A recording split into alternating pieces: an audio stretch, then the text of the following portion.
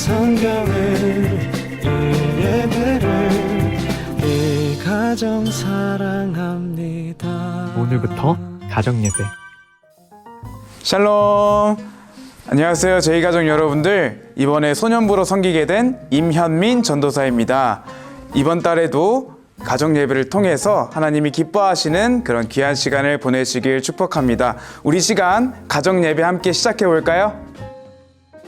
사도신경으로 우리의 신앙을 고백하시겠습니다. 전능하사 천지를 만드신 하나님 아버지를 내가 믿사오며 그 외아들 우리 주 예수 그리스도를 믿사오니 이는 성령으로 잉태하사 동정녀 마리아에게 나시고 본디어 빌라도에게 고난을 받으사 십자가에 못 박혀 죽으시고 장사한 지 사흘 만에 죽은 자 가운데서 다시 살아나시며 하늘에 오르사 전능하신 하나님 우편에 앉아 계시다가 저리로서 산자와 죽은 자를 심판하러 오시리라. 성령을 믿사오며 거룩한 공예와 성도가 서로 교통하는 것과 죄를 사하여 주시는 것과 몸이 다시 사는 것과 영원히 사는 것을 믿사옵나이다. 아멘.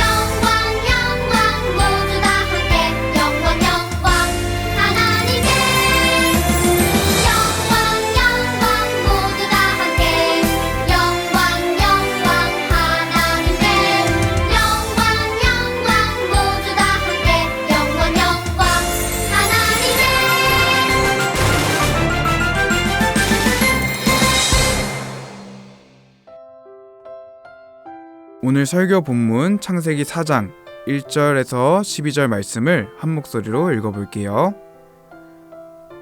아담이 그의 아내 하와와 동침하매 하와가 임신하여 가인을 낳고 이르되 내가 여호와로 말미암아 득남하였다 하니라. 그가 또 가인의 아우 아벨을 낳았는데 아벨은 양치는 자였고 가인은 농사하는 자였더라. 세월이 지난 후에 가인은 땅의 소산으로 제물을 삼아 여호와께 드렸고 아벨은 자기도 양의 첫 새끼와 그 기름으로 드렸더니 여호와께서 아벨과 그의 제물은 받으셨으나 가인과 그의 제물은 받지 아니하신지라. 가인이 몹시 분하여 안색이 변하니 여호와께서 가인에게 이르시되 네가 분하여 함은 어찌 됨이며 안색이 변함은 어찌 됨이냐. 네가 선을 행하면 어찌 낯을 들지 못하겠느냐. 선을 행하지 아니하면 죄가 문에 엎드려 있느니라. 죄가 너를 원하나 너는 죄를 다스릴지니라. 가인이 그의 아우 아벨에게 말하고 그들이 들에 있을 때에 가인이 그의 아우 아벨을 쳐 죽이니라. 여호와께서 가인에게 이르시되 네 아우 아벨이 어디 있느냐. 그가 이르되 내가 알지 못하나이다. 내가 내 아우를 지키는 자니이까. 이르시되 네가 무엇을 하였느냐. 네 아우의 핏소리가 땅에서부터 내게 호소하느니라. 땅이 그 입을 벌려 내 손에서부터 내 아우의 피를 받았은즉 내가 땅에서 저주를 받으리니 내가 밭을 갈아도 땅이 다시는 그 효력을 내게 주지 아니할 것이요 너는 땅에서 피하며 유리하는 자가 되리라. 아멘. 다 같이 큰 목소리로 설교의 제목을 외쳐볼까요? 이미 깨져 있었다고요? 한 번 더 읽어볼까요? 이미 깨져 있었다고요?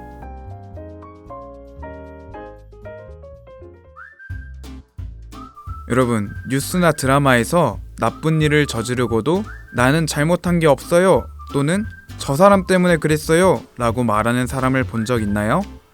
정말 이상하죠. 모두가 그 사람이 잘못했다고 생각하는데 왜 자기만 옳다고 생각하는 걸까요? 여러분은 사람들이 나쁜 일을 하고도 잘못이 없다고 생각하는 이유를 무엇이라고 생각하나요? 첫 번째, 벌을 받기 싫어서 거짓말을 하는 것이다. 두 번째, 정말로 자기 생각이 옳다고 굳게 믿는 것이다. 이 두 가지 중 어떤 이유 때문이라고 생각하나요? 어떤 이유이든 이런 사람들은 자기 자신을 올바르게 볼 수 있는 마음의 기준이 망가진 상태라고 할 수 있어요.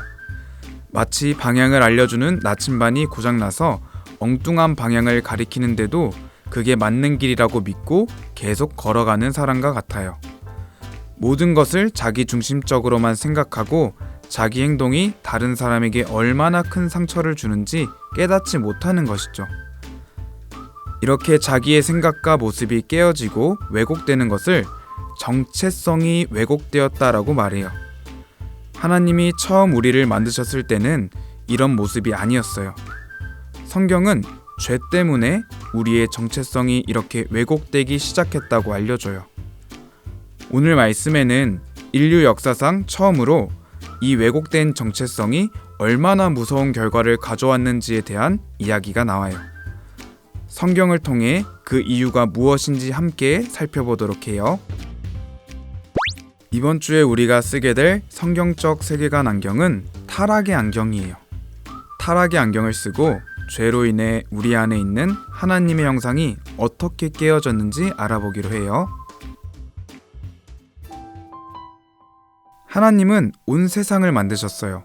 그리고 우리 사람을 하나님의 모습과 닮게 아주 특별하게 만드셨어요.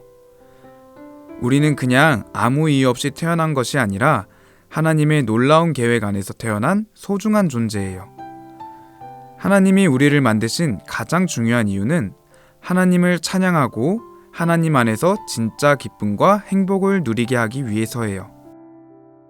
오래전부터 교회에서 중요하게 가르쳐온 웨스트민스터 소요리 문답에서는 사람이 사는 가장 중요한 목적이 하나님을 영화롭게 하는 것과 영원토록 그를 즐거워하는 것이라고 알려줘요. 그래서 우리의 진짜 모습, 우리의 정체성은 하나님으로부터 시작돼요. 성경에 나오는 첫 번째 엄마인 하와도 이것을 잘 알고 있었어요. 하와는 첫 아들 가인을 낳고 이렇게 고백했어요. 내가 여호와로 말미암아 득남하였다. 이 말은 내가 하나님의 도움으로 아들을 얻었다 라는 뜻이에요. 하와는 자신의 힘으로 아들을 낳은 것이 아니라 하나님이 생명을 주셨다는 것을 분명히 알고 있었어요. 따라서 이 고백은 모든 사람의 삶이 하나님으로부터 시작된다는 것을 보여주는 아주 멋진 고백이에요. 이것은 우리가 하나님과 아주 특별한 관계라는 것을 의미해요. 하나님이 우리를 만드셨고 우리는 하나님의 은혜로 살아가고 있어요. 하나님만이 우리의 진짜 시작점이 되어주시는 분이에요. 아담과 하와에게는 두 아들이 있었어요. 이름이 무엇이었을까요? 맞아요. 첫째 아들은 가인이고 둘째 아들은 아벨이었어요. 하나님은 가인과 아벨에게 각각 다른 일을 맡기셨어요. 가인은 땅의 열매를 가꾸는 농부가 되었고 아벨은 양을 돌보는 목자가 되었어요. 이 일들은 단순히 먹고 살기 위한 것이 아니었어요. 하나님이 각자에게 주신 소중한 역할이자 그들의 정체성이었어요. 하나님은 우리가 이 세상에서 그냥 돈을 벌고 밥을 먹기 위해 사는 것을 원치 않으세요. 우리가 각자 맡은 일을 통해 하나님께 기쁨을 드리는 삶을 살기를 바라세요. 하나님은 우리에게도 서로 다른 재능을 주셨어요. 어떤 친구는 운동을 잘하고 어떤 친구는 그림을 잘 그려요. 또 노래를 잘하는 친구도 있고 다른 사람을 잘 도와주는 친구도 있어요. 이렇게 우리가 잘하는 것과 좋아하는 것은 모두 다르지만 아주 중요한 공통점이 하나 있어요. 그것은 바로 우리 모두가 하나님의 자녀라는 정체성을 가졌다는 거예요. 하나님은 가인과 아벨이 각자의 자리에서 최선을 다하고 하나님을 기쁘시게 하는 사람으로 살아가기를 바라셨어요. 하지만 가인은 점점 자기가 누구인지, 무엇을 위해 살아야 하는지를 잊어버렸어요. 심지어 하나님께 예배하는 마음까지도 삐뚤어지기 시작했어요. 그렇다면 우리의 진짜 모습이 왜 이렇게 삐뚤어지고 망가지게 되는 것일까요? 그 이유는 바로 하나님과의 관계를 잊어버렸기 때문이에요.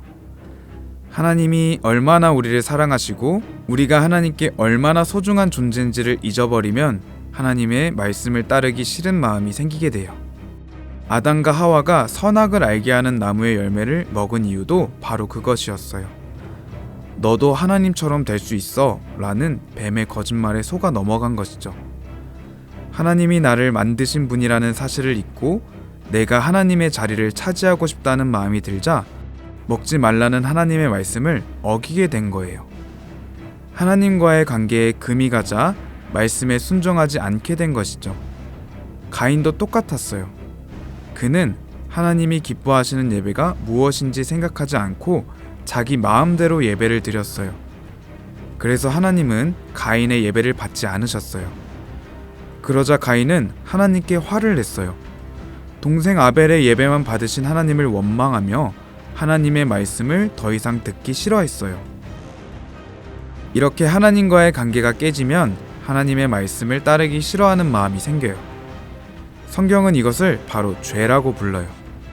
죄는 하나님의 말씀을 무시하고 내 마음대로 하는 거예요. 하나님과의 관계가 깨진 가인은 이제 자기 삶의 주인이 되려고 했어요. 모든 것을 자기 생각대로, 자기 마음대로 결정하고 행동했어요. 하나님과의 관계가 깨지니 가장 가까운 사람과의 관계도 깨지기 시작했어요.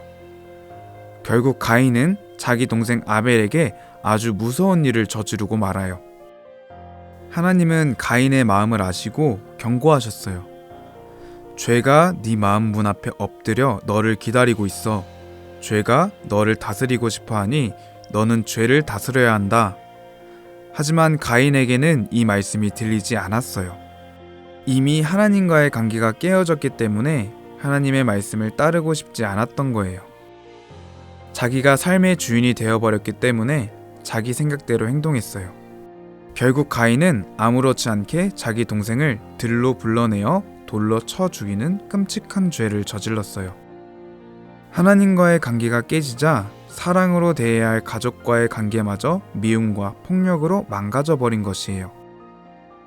다른 사람에게 상처를 주면서 자기 존재를 확인하려 하고 다른 사람보다 높아지려는 교만한 마음에 빠지게 되었어요. 죄의 결과는 너무나도 무서웠어요. 가인은 자신이 저지른 죄 때문에 벌을 받아 땅에서 더 이상 농사를 지을 수 없게 되었고 정든 집을 떠나 평생 이곳저곳을 떠돌아다녀야 했어요. 이것이 바로 하나님을 떠나 자기 마음대로 살려고 했던 깨어진 정체성의 슬픈 결말이에요. 오늘 말씀을 통해 우리는 죄 때문에 우리의 정체성이 깨지고 왜곡될 수 있다는 것을 배웠어요. 마치 고장난 나침반이 잘못된 길을 가리키는 것처럼 하나님과의 관계가 깨지면 우리도 가인처럼 옳고 그름을 분별하지 못하고 잘못된 길로 가게 돼요. 물론 우리는 가인처럼 끔찍한 죄를 짓지는 않아요. 하지만 우리 마음을 솔직하게 들여다볼까요? 하나님이 아닌 내가 내 삶의 주인이 되려고 할 때가 얼마나 많은가요? 내 생각과 기분대로 친구에게 함부로 말하고 가족에게 상처를 주고 하나님을 잊고 살아갈 때가 있어요. 이것이 바로 하나님과의 관계가 깨진 우리의 모습이에요. 시편 53편 1절은 어리석은 자는 그의 마음에 이르기를 하나님이 없다도다 라고 말씀해요. 하나님이 없는 것처럼 내 마음대로 행동하는 것이 바로 어리석은 모습이라는 것이죠. 우리의 고장난 나침반을 고쳐주시고 바른 길로 인도하시는 분은 오직 예수님뿐이에요.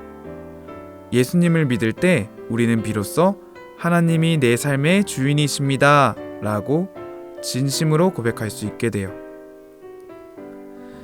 이 고백에서부터 우리의 깨어진 정체성이 회복되기 시작하는 거예요. 내가 주인이 되려는 마음을 내려놓고 다른 친구들보다 높아지려는 교만한 마음을 버리도록 예수님의 이름으로 기도해야 해요. 매일의 삶 속에서 말씀으로 우리의 방향을 점검하며 하나님의 자녀라는 올바른 정체성을 가지고 살아가는 여러분이 되기를 소망해요. 마지막으로 다 함께 세기간 기억하기를 외쳐볼까요? 죄로 인해 우리 안에 하나님의 형상이 깨어졌어요. 우리는 모두 죄인이에요. 죄로 인해 우리 안에 하나님의 형상이 깨어졌음을 알고 하나님 없이 스스로 주인이 되려는 모습은 없는지 돌아보는 여러분이 되기를 바랍니다.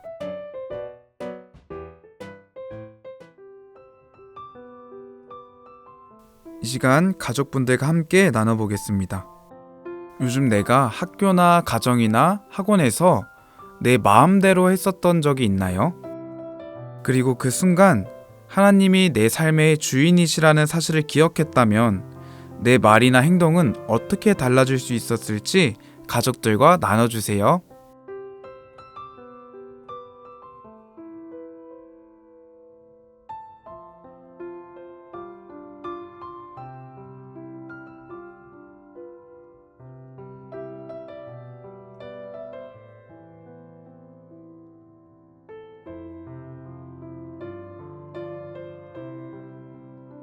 오늘은 액세서리를 가장 많이 하신 분이 기도해 주세요. 서로를 바라보면서 안경, 목걸이, 귀걸이, 반지 같은 액세서리가 많으신 분이 기도해 주시면 됩니다.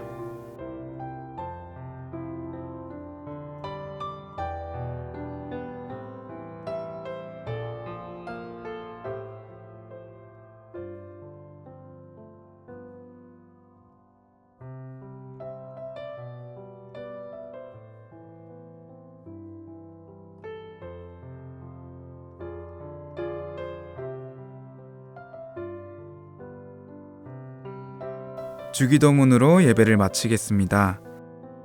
하늘에 계신 우리 아버지여, 이름이 거룩히 여김을 받으시오며 나라의 임하옵시며 뜻이 하늘에서 이룬 것 같이 땅에서도 이루어지이다. 오늘날 우리에게 일용할 양식을 주옵시고 우리가 우리에게 죄 지은 자를 사하여 준 것 같이 우리 죄를 사하여 주옵시고 우리를 시험에 들게 하지 마옵시고 다만 악에서 구하옵소서. 대개 나라와 권세와 영광이 아버지께 영원히 있사옵나이다. 아멘. 우리는 하나님이 지으시고 사랑하시는 하나님의 자녀예요. 이번 한 주도 내 마음이 아니라 하나님을 삶의 주인으로 모시는 여러분이 되기를 축복합니다. 우리 다음 이 시간에 만나요. 샬롬.